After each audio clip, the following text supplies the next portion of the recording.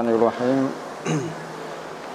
Alhamdulillahi rabbil alamin, wassalatu wassalamu ala asyrafil anbiya'i wal mursalin Sayyidina Muhammadin wa ala alihi wa sahbihi ajma'in.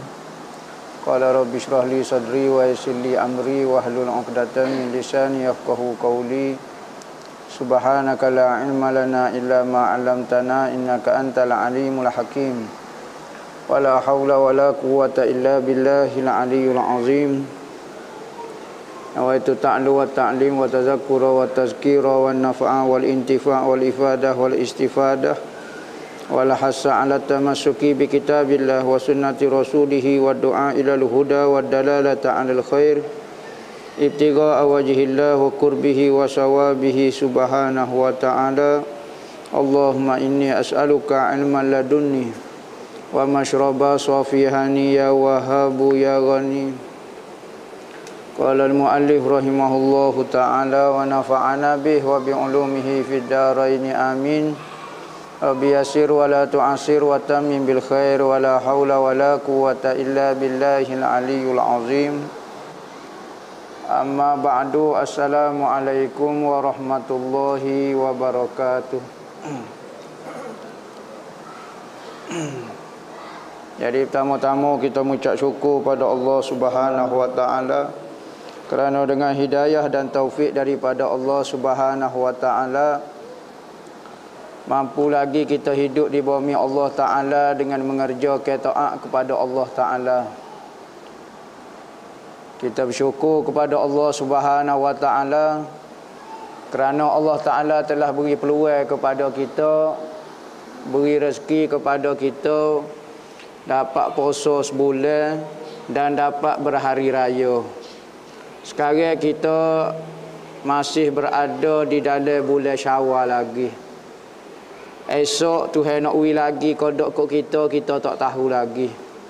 Tetapi hok kita nampaknya separuh dah bulan Syawalnya kita dah rasa dah. Jadi peluang dan nafas yang Allah Ta'ala beri kepada kita tidak lain tidak bukan supaya kita dapat baiki hubungan kita dengan Allah Subhanahu Wa Ta'ala. Kalulah kita ada masalah, ada dosa dengan Tuhan, kita boleh minta maaf.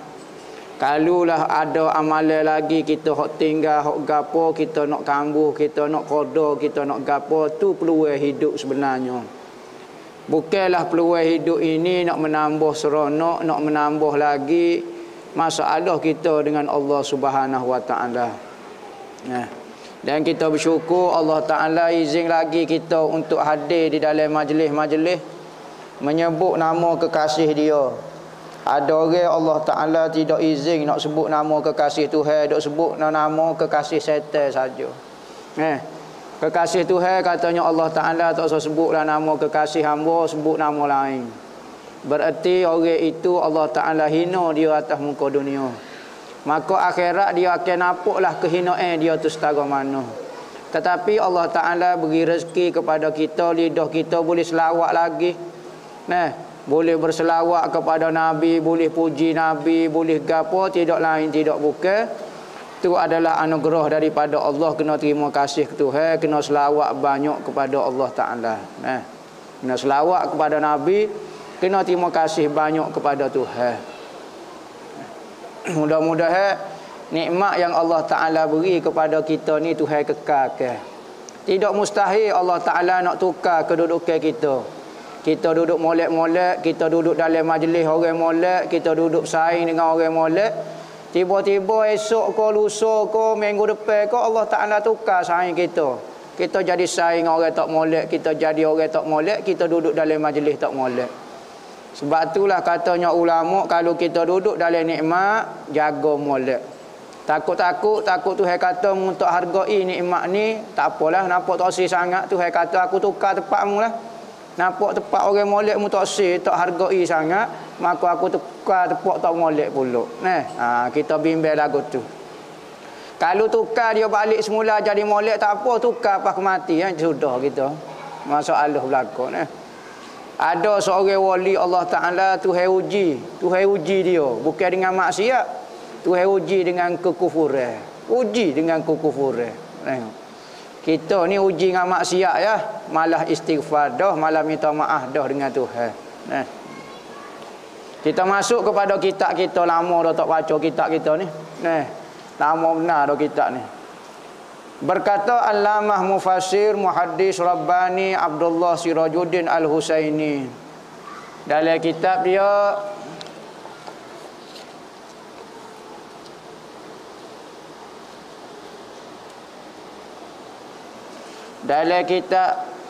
dia Sayyiduna Muhammad Rasulullah sallallahu alaihi wasallam, sehinggalah perkataan dia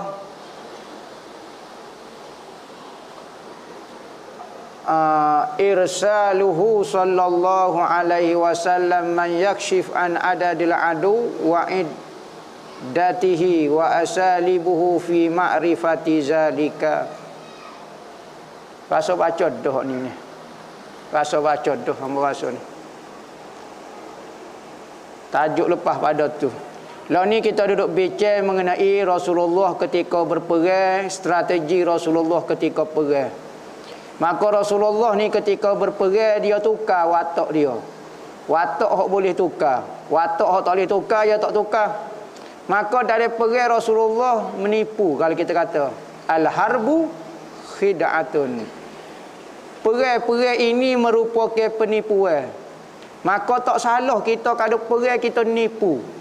Nah, bilangnya tentera kita tidak royak, kita nak pergi masa bila, kita seredah kodok gapo dia boleh nipu. Ya. Apa tidak ke menipu itu tidak boleh ke? Dia kalau menipu itu kerana diri kita. Jika kita menipu kerana kepentingan diri kita, jika kita menipu tu kerana nafsu kita, ya. Bahkan ibadat kalau buat kerana nafsu juga menjadi bukan ibadat. Semaya kerana nafsu, kerana minat, kerana suka, kerana saja-saja, kerana gapo. Ikut kita. Tahu apa dia mau semaya, tahu tak biasa, tak semaya. Bagus semaya, tahu semaya gitu-gitu. Kerana nafsu, kerana nak tunjuk ke orang, kerana gapo, maka ibadat pun tak jadi ibadat. Nabi kata kam min amalin yatasawwaru bi suratid dunya yasiru ila suratil akhirah bi husnin niyyah. Berapa banyak amalan kita tengok amalan dunia, amalan tak comel, tetapi amalan tu jadi amalan akhirat kerana niat yang molek. Berapa banyak amalan kita dapat amalan akhirat, amalan comel, tetapi jadi amalan tak molek, jadi amalan dunia kerana jahatnya niat. Maka Rasulullah antara kepintaran dia di dalam berperang, Rasulullah menggunakan tipu helo. Perang mana boleh jujur straight, tak benar lah kita nyo. Maka menipu itu bukan kerana nafsu kita, bukan kerana kepentingan kita, tetapi nak memenangkan agama Allah Taala. Boleh? Ya boleh. Maka menggunakan penipuan pun boleh? Ya boleh. Bahkan ulama membahagikan nipu-nipu ni kepada beberapa hukum. Ada wajib nak kena nipu. Kalau tak nipu berdosa pula. Ya Rabbi, saat ni kata berdosa, nipu tu tak boleh. Apa kata wajib pula kena menipu? Antaranya katanya ulama, kalulah seseorang mari jumpa kita, nusuk dalam rumah kita. Ada orang jahat nak bunuh dia, tiba-tiba dia bersembunyi dalam rumah kita. Marilah orang jahat tanya kita, "Demo ada nampak tak lelaki tu?" Pada masa tu wajib bagi kita, kerana nak menyelamatkan nyawa orang yang dizalimi, wajib berdusta. Jadi kita berdusta bukan kerana kepentingan kita, bukan kerana nafsu, bukan kerana ada kepentingan, ada sebab untuk maslahah diri kita, tak. Kita bernipu itu kerana nak menyelamatkan nyawa, kerana Allah Ta'ala suruh bantu orang yang kena zalim. Wajib pada masa tu. Kalau kita kecek jujur pula, ada masuk.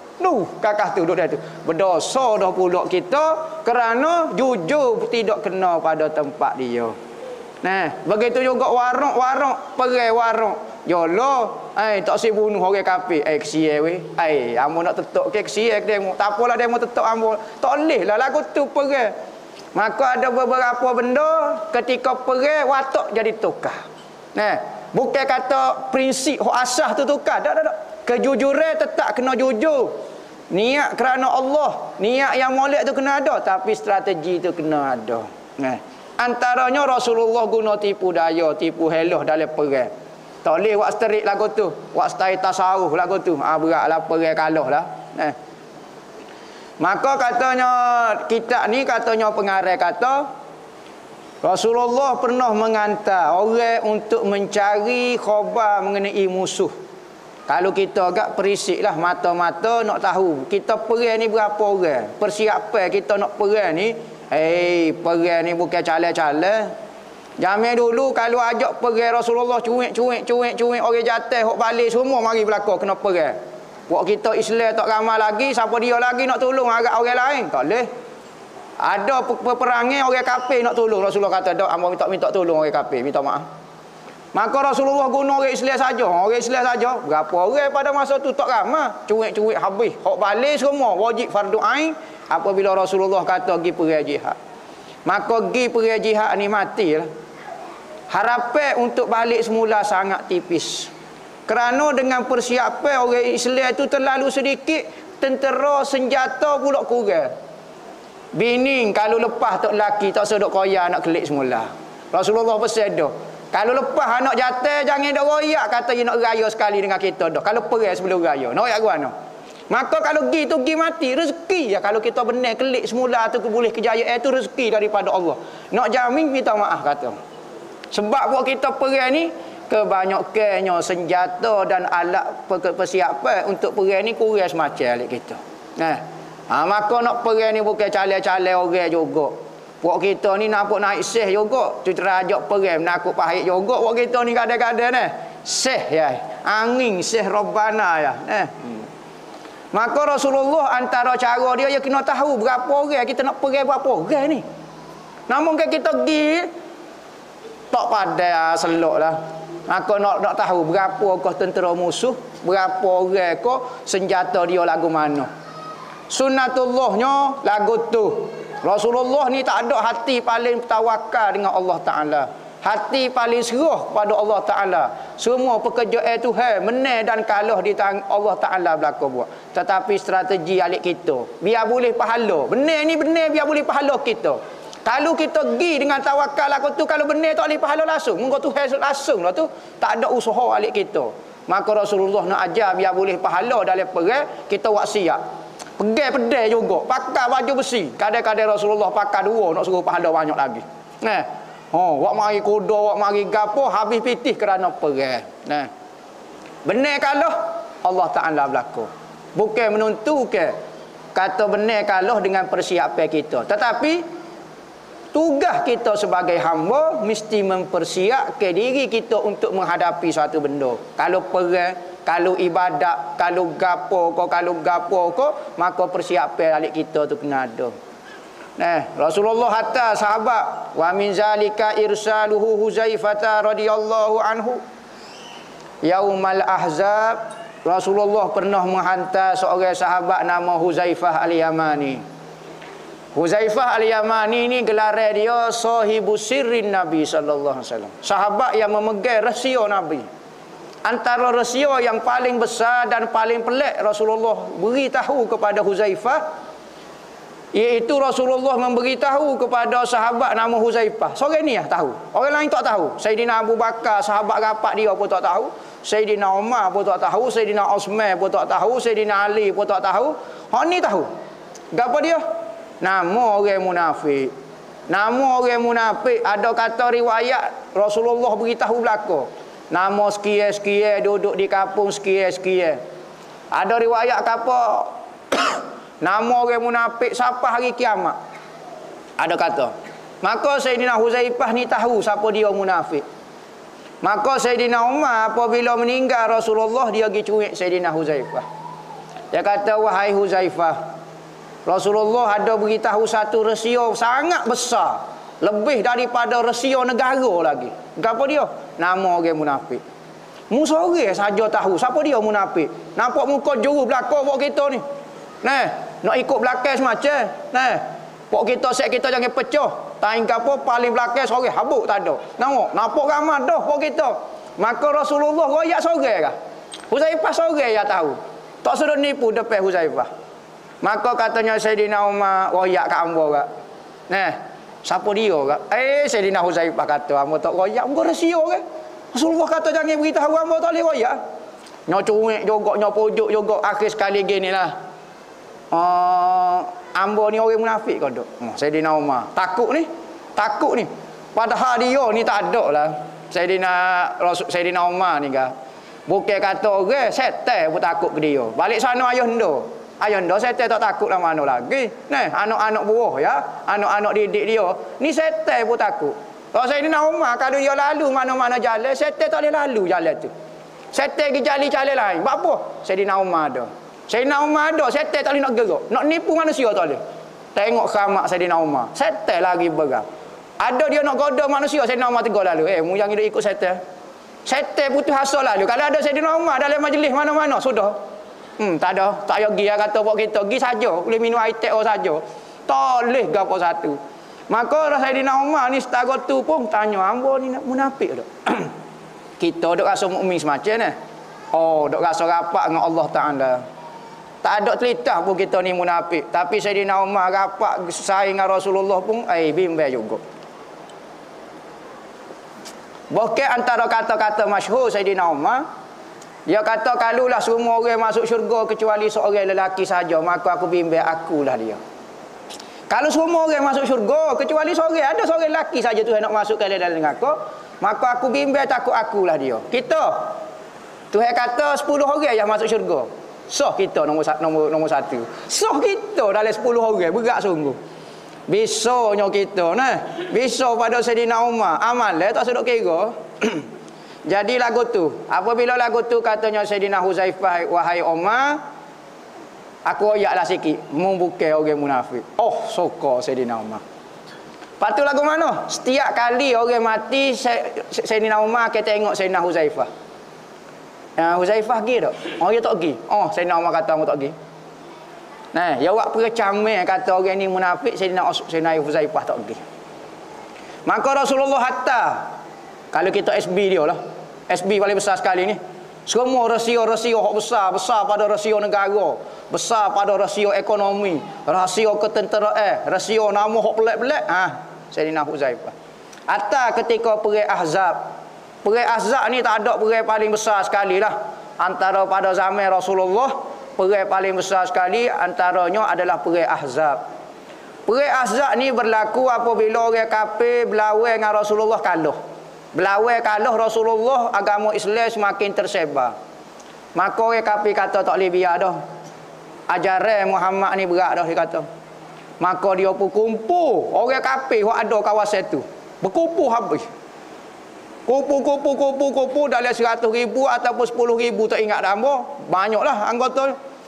Dalam ramanya, maka jadi satu tentera yang sangat besar. Rasulullah pada masa tu duduk di Madinah, maka nak pergi peracur Madinah, nak hancur ke agama Allah Ta'ala. Nak lawan dengan tentera Islam sikit lagi pada masa tu. Maka berlakulah perang Ahzab. Perang Ahzab dipanggil.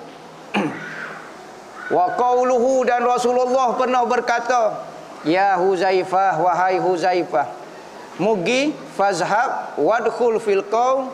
Huzaifah, mugi di kawasan orang kafir itu, mu tengok dia buat gapo dia lah ni. Lepas tu mu duk senyap tengok orang tak perasan muka ramai-ramai tentera ni nyamar lah kali jadi tukang masuk ko, nyamar pakai jadi prebek ko, gapo dia tak tahulah. Nyamar tengok berapa orang tentera dia, berapa orang, klik mari ayat cerita kat hangpa.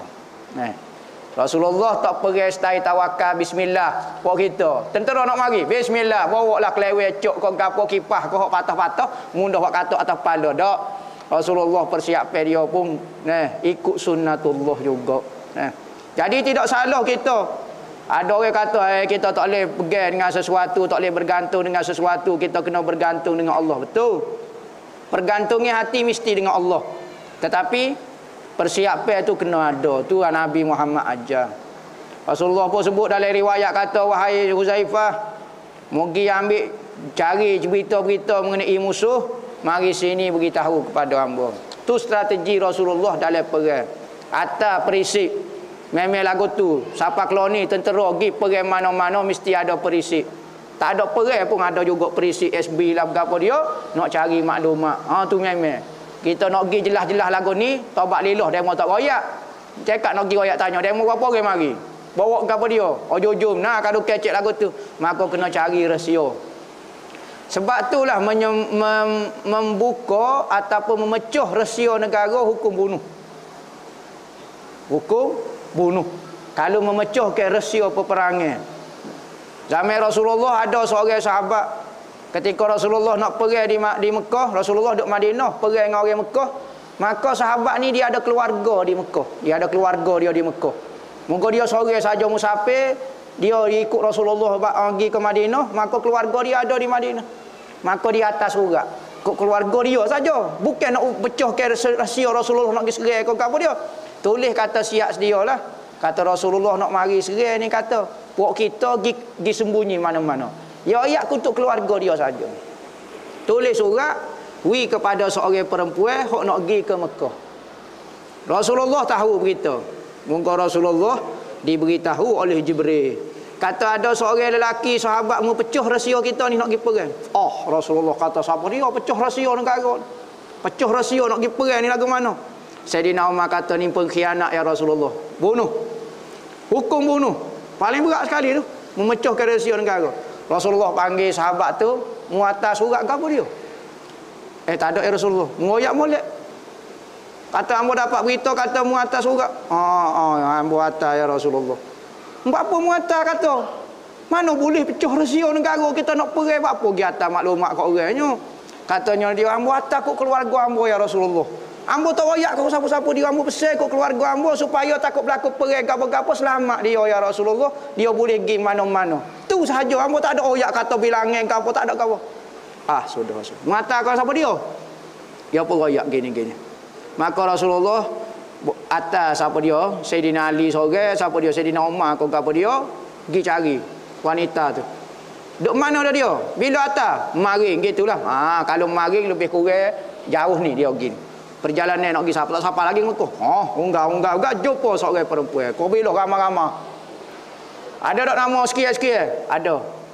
Tanya. Sayyidina Umar kata, demo ada orang pesan barang tak? Daripada Madinah pergi ke Mekah. Tak ada. Tanya-tanya, desak-desak tak itu. Kata lagu mana orang ni? Katanya Sayyidina Umar kita royak dah ni tak ada. Kira Rasulullah tukar maklumat. Tapi kita tak cakap royak dah tino ni tak mengaku ni. Katanya Sayyidina Ali tak boleh. Cakap Rasulullah bukan main-main Rasulullah muka bagi wahyu. Bukan perisi CIA kau gapo dia dok ni bagi hok wahyu ni. Cakap salah kata.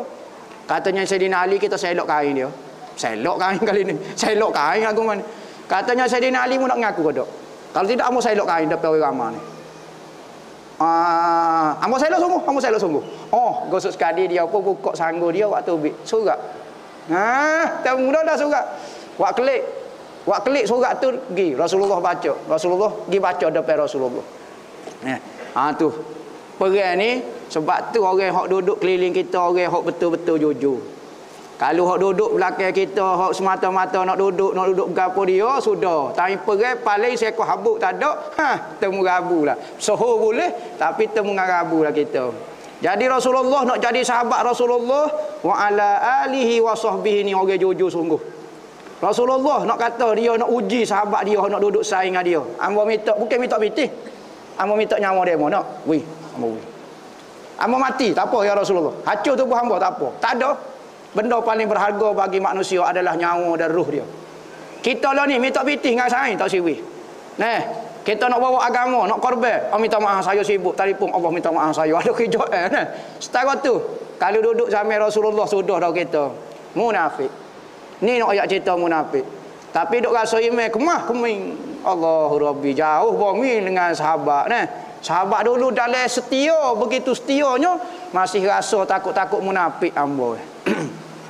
Isaruhu Rasulullah menghantar orang yang mengkacau bilau ke soft orang kafir dan memecah belah ke perkumpulan mereka. Wallahu a'lam.